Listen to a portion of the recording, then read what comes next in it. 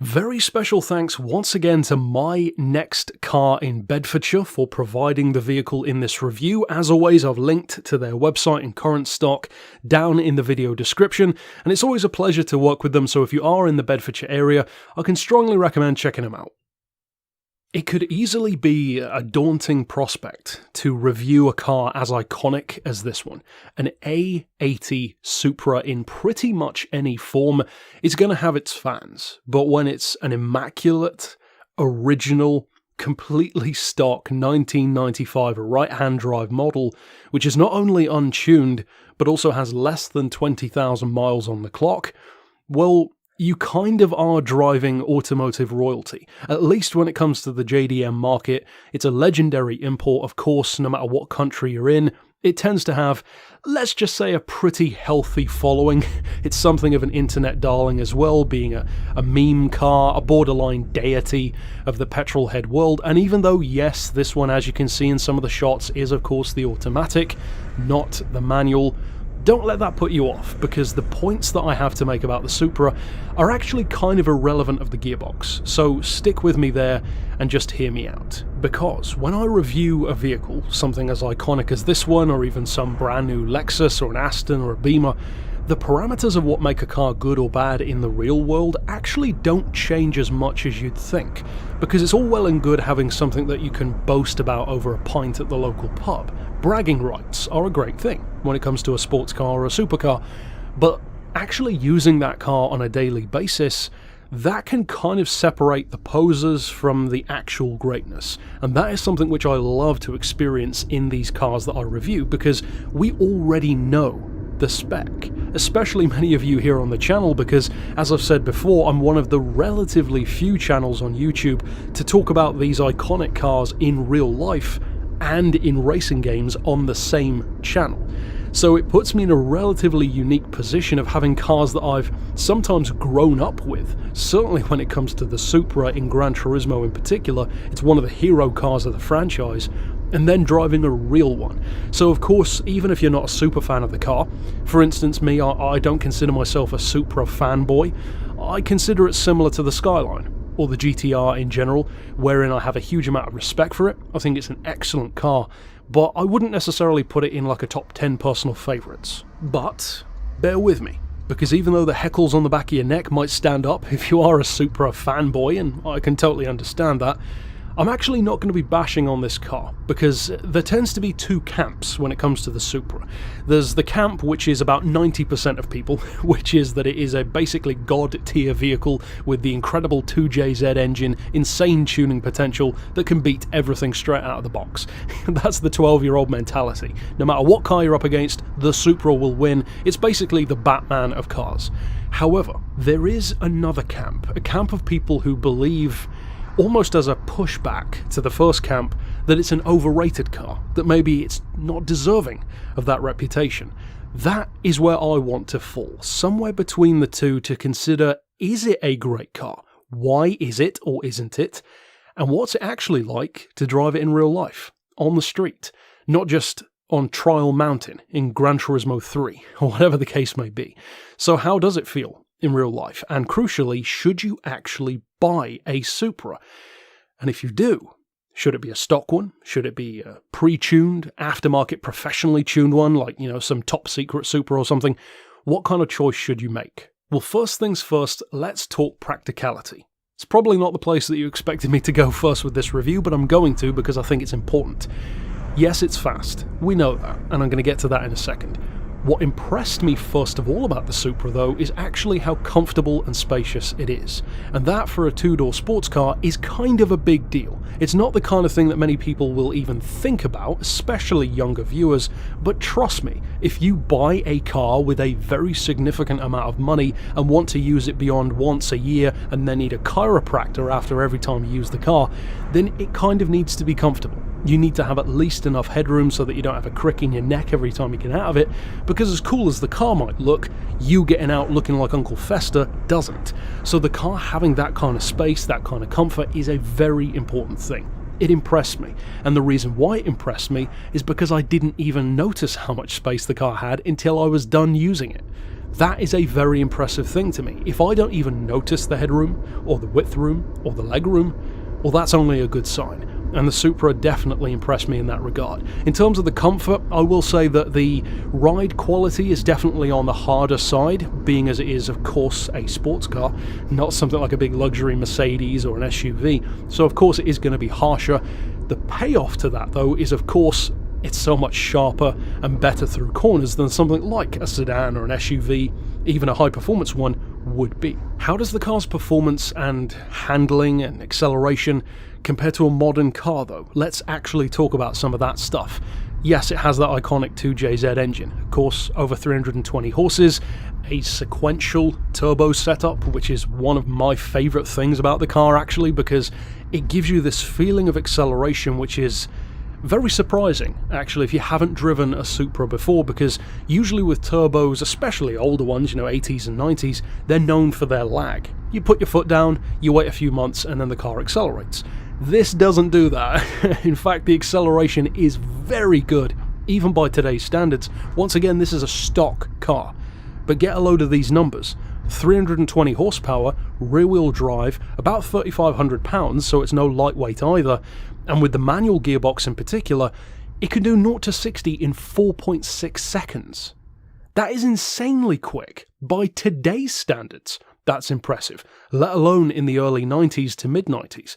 That is really good, and it doesn't even have the all-wheel drive advantage off the line that something like, for instance, a GTR would have. Another impressive thing about this Supra, even compared to the newer one, is actually the top speed.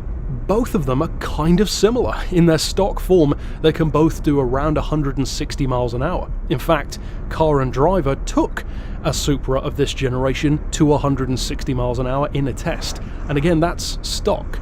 At the time, that's pretty much Porsche territory. Now these days, you're also looking at, in some cases, a Porsche price. This car, for instance, is just under 50 grand. So in other words, the same kind of money as a 2019 very low mileage A90 Supra. That is another interesting question, because even though this isn't a rival showdown, it's still a question that needs to be asked, especially if you're a slightly older viewer, not just a kid watching it because it's a cool car and it's fast and, brum brum, this is cool, but if you're actually thinking of buying something, the crucial question is, should you go with your childhood and buy this legendary car that seems like a great investment and that you could potentially use every day? And we're going to get to that, that's why it's in the thumbnail. Or should you buy the latest version, the updated, newer chassis, newer engine, more efficiency, better performance? The newer car is quicker. Which one should you go for? Well, I think that there is a very strong all-round argument that you can make for both, and they are simultaneously so similar but so different. They're both Supras, so of course they're going to be similar in some ways, but for instance, the older car is longer than the new Supra. This is 5 inches longer than the new car. However, it's also narrower. The weight is pretty high on both for what they are, a 2-door, 2+2 in this case. I will say though, as far as that practicality goes, the rear seats aren't exactly spacious. Douglas Bader might get in there, but anything beyond like a toddler, you're going to have trouble. It's also, of course, a hatchback, which gives you a little bit of extra room to play with in the trunk. But in terms of practicality, most people aren't going to be going to a Supra, first of all, for that kind of argument. However, what I will say about it, and this is something else that impressed me, is that even in the time that I spent with the car, I could immediately tell that actually, yes, this is a car that you could genuinely use every day. And that is something which I think you can't say about a lot of highly collectible classic to semi-classic cars. Some of them, as beautiful as they are, as collectible as they are, as insanely valuable as they can be, you just can't use them every day anymore. Fuel prices, awful handling, terrible suspension, a variety of reasons, maybe just unreliable nature of certain cars. This ticks every box, and that is coming from a not Supra fanboy. So you can take it as being even more honest, because it's not like I come into this argument with, a bias toward the Supra. I don't by any stretch. In fact, many people hate to hear this, but I'm probably more of a Skyline guy, actually, maybe R33 or R34. So if I can still admit that about a Supra, well, that kind of tells you something about the machine. What I will say is that if you're trying to decide, for instance, between an old Supra or a new Supra for that same kind of price, there is a certain charm that the older car has, which I can definitely say it lives up to. Now, a tuned one, I don't think will. You know, some garish body kit and a stupid wing and ridiculous decals. It does it for some people, it really doesn't for me. And it doesn't do it for the market either, because you can pick up a tuned Supra for like 10 grand, this one's 50. So the values speak for themselves, and that's a topic which I've actually talked about on other occasions. Something which is more personalised, you know, even like a luxury car like a Rolls or a Maybach. People don't want to pay that kind of money for a car that somebody else spec'd up. And the same thing applies to a modified car. No two people will love those modifications as much as the original guy did who tuned it. Whereas if you find something that's stock, that's completely original, well then you can either put your own mark on it or you can just enjoy it for what Toyota developed it as. And I think that in this case, there is a lot to love, because I was actually surprised by how much I liked the car. Because I'll be honest with you, I went into driving this vehicle with something of an idea of what to expect. I thought I knew what I was getting into. It's a large, powerful, certainly by 90s standards, quick in a relative sense, but maybe a vehicle that's starting to feel its age. Maybe something that doesn't deserve to be quite as iconic as it is. Maybe a little bit creaky, a little bit rattly, maybe a little bit long in the tooth. Maybe it feels like a 1995 car. What I can very happily confirm is that it actually doesn't. This car has aged really well, and that impressed me, and it actually made me very happy about the car, because I kind of get it. I get why people like the Supra so much, certainly people who own them and who have driven them, not just, you know, played racing games. I can safely say it does live up to a lot of what you would hope the Supra would be good for. Not just the performance, not just the power, of course the looks and the sound, depending on how you tune it or if you don't tune it, but also stuff like how spacious it is, how comfortable it is, how usable it genuinely feels on the street. And as I've mentioned in this series before, and it's said a lot about cars and motorcycles, people say don't drive your heroes, don't meet your heroes, because more often than not, they will let you down, because you place these cars on a pedestal that they can't attain. Now, for somebody who overhypes the Supra and then drives one, maybe you could be disappointed by something, but for me, going into it with a lot of respect more than love, I definitely wasn't disappointed in any way. In fact, in some ways, I like this one more than the new Supra. I think it's definitely a prettier car. Of course, it's of its time, but that's a personal opinion kind of thing.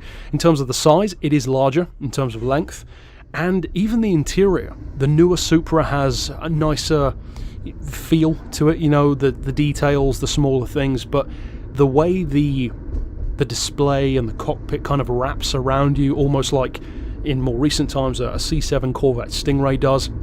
I'm a huge fan of that. I love cars that have that wraparound display around the driver. It makes it feel cozy. It's a nice place to be. The Supra is very flash from the outside, we already know that. From the inside though, it's a nice place to sit. It feels welcoming, it feels homely, and one of the things that I loved about it as well is as soon as you start driving it, and I've noticed that this changes with every car that I review, be it, you know, something like an Aston, my own cars, the Maserati, the Touareg, whatever. Each car takes a certain amount of time to get used to. Certain vehicles you feel like a passenger, like the car's doing all the work and you're kind of unnecessary. Then you have other cars that feel like they want to play all the time. Some cars feel maybe a little bit underwhelming, others are really cool and surprising. The Supra to me felt very quickly like it was a car that had a lot of personality, and that crucially, it wanted to work with me as the driver. And that could be psychosomatic, but it really did feel like that. It felt like within only a couple of minutes of driving, it feels like you're not so much driving a car, it feels more like an extension of you, like you are part of the machine. And that is a very cool feeling, and not enough cars, especially these days, have that feeling anymore. And I think that's a cool thing to get right, and Toyota definitely did. They ticked every box. It's a great drag car, a great race car, a great drifter, a great street-tuned vehicle, and even great in its stock form. So even though I'm still not a Supra fanboy, I can confirm for both the lovers and the haters of the Supra, people who think it's underrated, overrated, and everywhere in between, that there is actually a lot to love. about this car. And if you are considering one, maybe against the new one, I can't tell you which one to buy, but I can definitely say that this is a car which for the foreseeable future will, let's just say, most likely keep a lot of that value. And yes, you can use it every day. Fuel economy is over 20 to the gallon if you're sensible, under 20 to the gallon if you're not, and the performance is still very good by today's standards. This one with the auto, the manual even more so. It's a lot of fun. I was really impressed by the car, and I get it. I think it is a legend for a reason. Either way, I'll see you next time, and of course, if you are new to the channel and want to check out some of my other reviews, such as for the Astons, Maseratis, etc., then click right here on screen to see those. But for now, as always, thanks for watching.